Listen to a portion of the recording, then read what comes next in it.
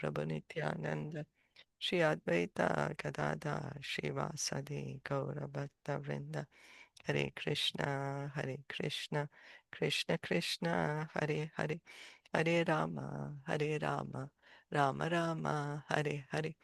We continue reading from Srimad Bhagavatam, Canto 10, Chapter 2. Yesterday we heard how Lord Krishna is telling Yogamaya that how she will be celebrated at various places under different names. You know, she'll be worshipped with different names. Okay, so we're going to go on. Text 13. Garbha Sankarsanatam Vahem. Garbha Sankarshanat Tamve Rahu Sankarshanam Bhuvi. Rahu Sankarshanam Bhuvi Rameti Loka Ramanat. Rameti Loka Ramanad Balabhadram Balochrayat. Balabhadram Baloch Shrayat. Translation and purport by His Divine Grace, A.C. Bhaktivedanta Swami Srila Prabhupada.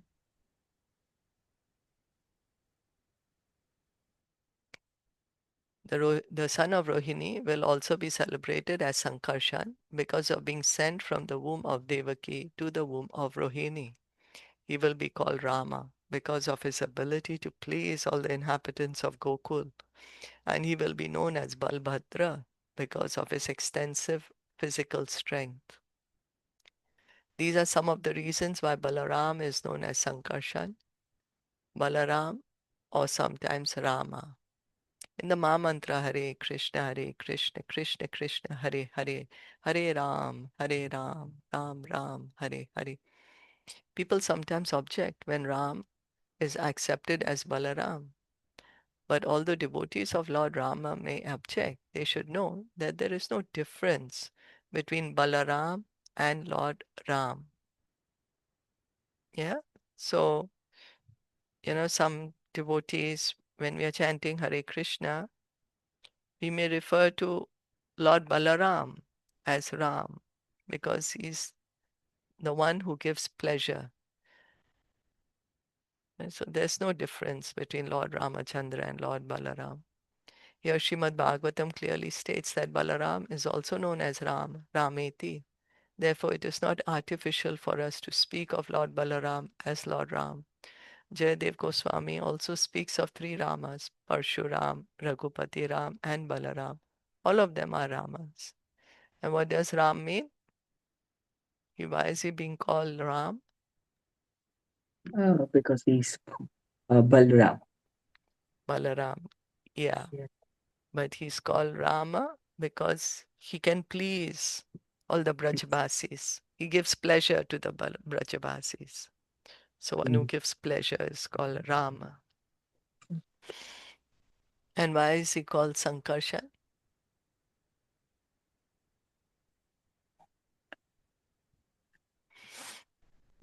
Because he's being sent from the womb of Devaki to the Yeah, womb of Rohini. that's right. Yeah, he gets attracted to the womb of Rohini. So he's called Sankarshan. And Balabhadra, Because of his extensive physical strength. yeah, he's really strong, Balabhadra. He gives us spiritual strength. He's the Adi Guru. We can Mm. pray to Lord Rama to give us the spiritual strength. Mm. Of course, physical strength also is very strong, but he also gives us spiritual strength. Sandishdevam Bhagavata Sandishdevam Bhagavata Tatheti Om Iti Tatvachaha Tateti Om Iti Tat Vachaha Pratigriya Parikramya Pratigriya Parikramya Gam Gata Tat Tatha Karot. Gam Gata Tat Tatha Karot. Thus instructed by the Supreme Personality of Godhead, Yogamaya immediately agreed. With the Vedic mantra Om, she confirmed that she would do what he asked. Thus, having accepted the order of the Supreme Personality of Godhead, she circumambulated him and started for the place on earth known as Nanda Gokul. There she did everything just as she had been told. After receiving the orders of the Supreme Personality of Godhead, Yogamaya twice confirmed her acceptance by saying, Yes, sir, I shall do as you order, and then saying Om. So we can see that um, Maya Devi, she is a humble servant of the Supreme Lord. She follows his orders. She doesn't argue with him. She's following. Srila Vishwanath Chakravarti Thakur comments that Om signifies Vedic confirmation. And she's saying Om means, okay, yeah, I accept. I'm going to do what you're telling me to do. Thus, Yogamaya very faithfully received the Lord's order as a Vedic injunction. It is a fact that whatever is spoken by the Supreme Personality of Godhead is a Vedic injunction and that no one should neglect it. In Vedic injunctions, there are no mistakes, illusions, cheating, or imperfection. So, what the Lord speaks is a religious principle. What he says becomes a religious principle. So, unless one understands the authority of the Vedic version, there is no purpose in quoting Shastra. No one should violate the Vedic injunctions. Rather, one should strictly execute the orders given in the Vedas. As stated in Bhagavad Gita 16:24, Tasmang Shastram Pramanam Te Karya Karya Vyavasthito Gyatva Shastra Vidhanoktam Karma Kartum Ihar Hase. One should understand what is duty and what is not duty by the regulations of the scriptures.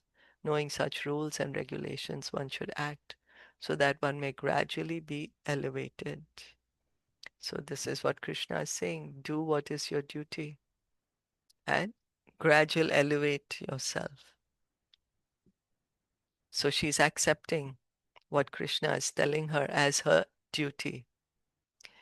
Garbhe pranite devakya गर्भे प्रणीते देवक्या rohinim yoga nidraya रोहिणीं योगनिद्रया aho visram sito garbha अहो विश्रंसितो गर्भा iti pora vichukrushuhu.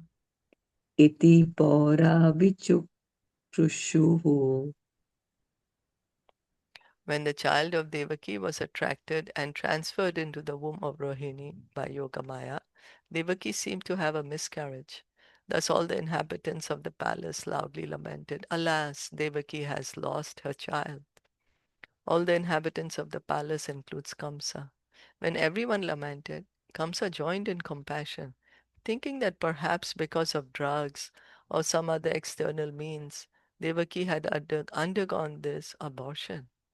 The real story of what happened after Yoga Maya attracted the child of Devaki into the womb of Rohini in the seventh month of Rohini's pregnancy is described as follows in the Hari Vamsha.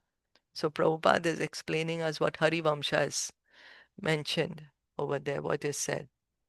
At midnight, while Rohini was deeply sleeping, she experienced, as if in a dream, that she had undergone a miscarriage.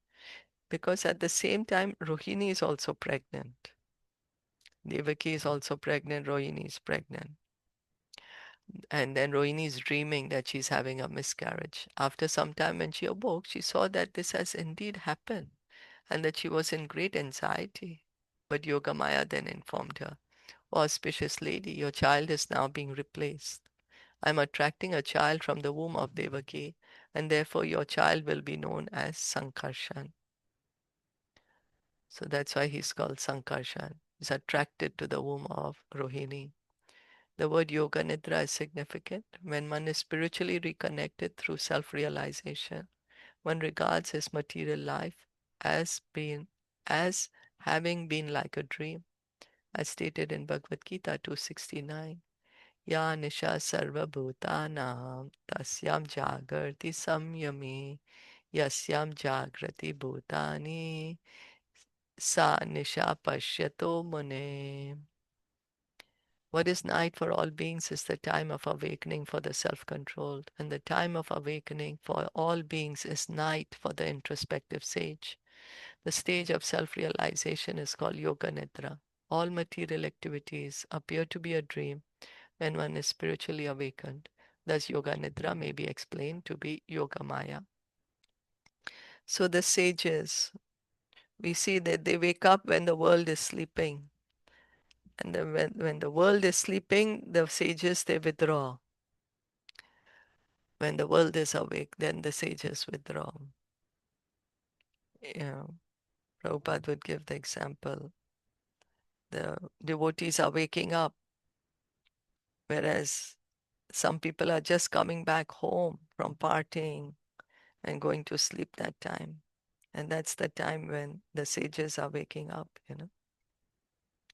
So Yoga Nidra, devotees, the pure devotees, they are said to be in Yoga Nidra because for them this material life is like a dream.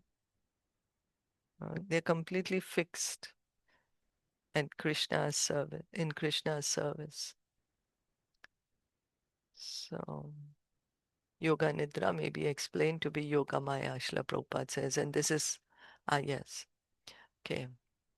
Bhagavan api Vishwatma Bhagavan api Vishwatma Bhaktanam Abhyankaraha Bhaktanam Abhayankaraha Aviveshamsha Bhagena Aviveshamsha Bhagena Mana Anaka Dundubhehe.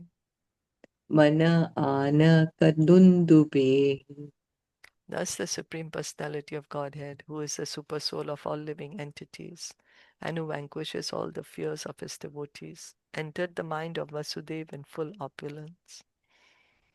The word Vishvatma, refers to one who is situated in everyone's heart. Ishvara Sarva Bhutanam Hriddesha Arjuna Tishtati. Another meaning of Vishvatma is the only lovable object for everyone. So, Super Soul, Vishvatma, is in the heart of all living entities. Only lovable object for everyone. We think we love this and we love that, but actually we love Krishna. That's why we love others. Why? Because they are part and parcel of Krishna. So, because of forgetfulness of this object, people are suffering in this material world.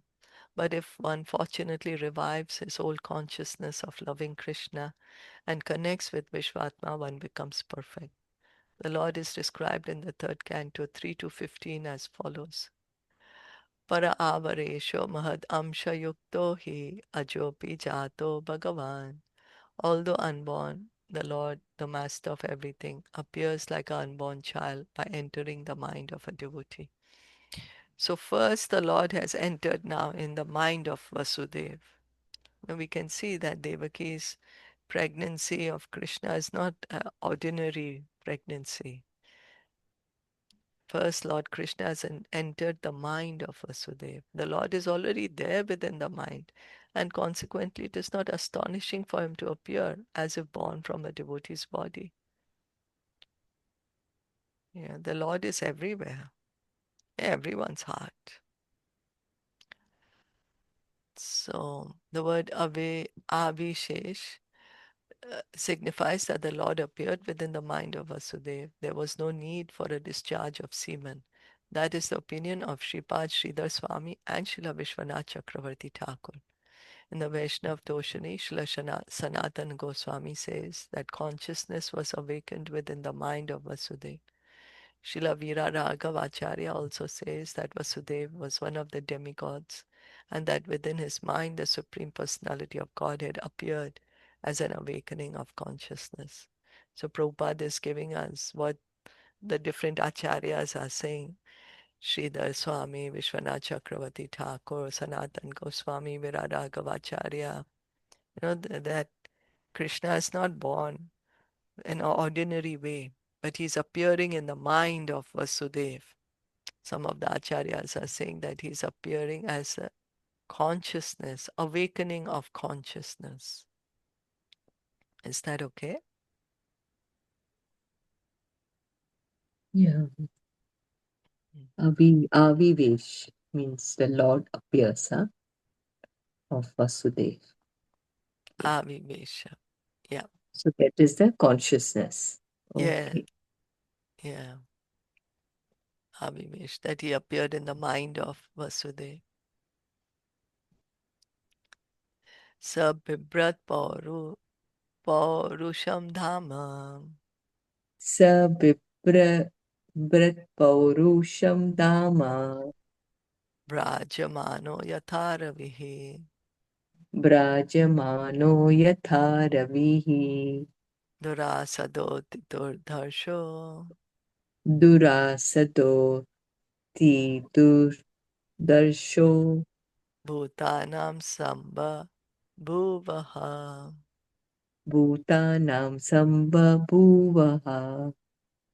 While carrying the form of the Supreme Personality of Godhead within the core of his heart, Vasudeva bore the Lord's transcendently illuminating effulgence, and thus he became as bright as the sun. He was therefore very difficult to see or approach through sensory perception. Indeed, he was unapproachable and unperceivable, even for such formidable men as Kamsa, and not only for Kamsa but for all living entities. The word Dham is significant. Dham refers to the place where the Supreme Personality of God resides. You know, Dham. We have Hare Krishna. Vrindavan Dham, Hare Krishna, Hare Hare Krishna. Krishna. Oh, Yes. we couldn't hear. We thought maybe we couldn't hear you. Oh, you Oh, couldn't hear me? Uh, Oh, means that part we read, yeah, till that, or for all living entities. okay. All right, then Dham. Dham refers to the place where the Lord resides. So, no Dham, like we have Vrindavan Dham, Yes. yeah, Mayapur Dham. Like the Lord is always there, always lives there. So, in the beginning of Srimad Bhagavatam 1.1.1, it is said, Dhamna Svena Sada Nirasta Kuhakam Satyam Param Dhimahi. In the abode of the Supreme Personality of Godhead, there is no influence of material energy. Dhamna Svena Sada Nirasta Kuhakam. So, wherever the Lord lives, that is all spiritual energy there, nothing material there. So even if the Lord is appearing in the material world, because He is appearing, where He is appearing is spiritual. Like Vrindavan Dham comes with Him from the spiritual world into the material world. Any place where the Supreme Personality of Godhead is present by His name, form, qualities, or paraphernalia immediately becomes a Dham. For example, we speak of Vrindavan Dham, Dwarka Dham, and Mathura Dham because in these places the name, fame, qualities, and paraphernalia of the Supreme Godhead are all always present. Like now, recently, Ratna went to Vrindavan and she was saying that how you just reminded of Krishna over there. You know, everyone is just talking of Krishna and you feel Krishna is there. That's the potency of the Dham because Krishna is always in the Dham. So, similarly, if one is empowered by the Supreme Personality of Godhead to do something, the core of his heart becomes a dham, and thus he becomes so extraordinarily powerful that not only his enemies, but also people in general are astonished to observe his activities. Mm. Because he is unapproachable, his enemies are simply struck with wonder, as explained here by the words Durasadot Durdarshaha, that when one is empowered by the Lord, uh, then he becomes also a Dham, Prabhupada is saying. Because here Vasudeva is become so powerful, nobody is ever able to look at him. The Lord is in him. Uh, Even Kamsa is not able to look at him, and even all the other living entities were not able to look at him. They are astonished to observe his activities. We can see, we can in recent times, we saw that Srila Prabhupada is empowered by the Lord. And that's why people were astonished that at such an old age, alone, one person, going to a foreign land, and how he established the Krishna consciousness movement all over the world. It's because of this special empowerment by the Lord. The words Paurusham Dham have been explained by various acharyas. Sri Viraragavacharya says that these words refer to the effulgence of the Supreme Personality of Godhead. So Viraragavacharya is saying because Krishna was in Vasudev's heart, and Krishna, the Brahman, the Brahma Jyoti is coming from Krishna after all. So now here this effulgence is coming from Vasudev. Vijayadwaj says that they signify Vishnu Tejas, and Sukadev says Bhagavad Swarup. The Vaishnav Toshani say that these words indicate the influence of the Supreme Lord's effulgence. And Vishwanath Chakravarti Thakur says that they signify the appearance of the Supreme Personality of Godhead. So some acharyas are saying that he's effulgence like the Brahman, Brahmajyoti, which is coming from the Lord, is effulgence, right? And some are saying that it's the Supreme Lord. It signifies the appearance that the Lord is there, Krishna is there now in Vasudev's heart. Any comments, questions? So I'm sure like Devki also must have seen, right? Could have Yeah, seen the effulgence. Everyone, whoever is there can see, right? yeah, that's right. So physically, yet he hasn't come out, right? Yeah, he hasn't. He's right now still in Vasudev's Vasudev's heart, and now heart. he will transfer to Devaki's heart. We will Hmm. hear. We'll Oh, continue hearing. right. And then she will become so effulgent. And She'll be empowered also. yeah, Right. okay. We'll stop here for today. Yeah. Shrimad Bhagavatam की जय, श्रील प्रभुपाद की जय, गौर भक्त वृंद की जय।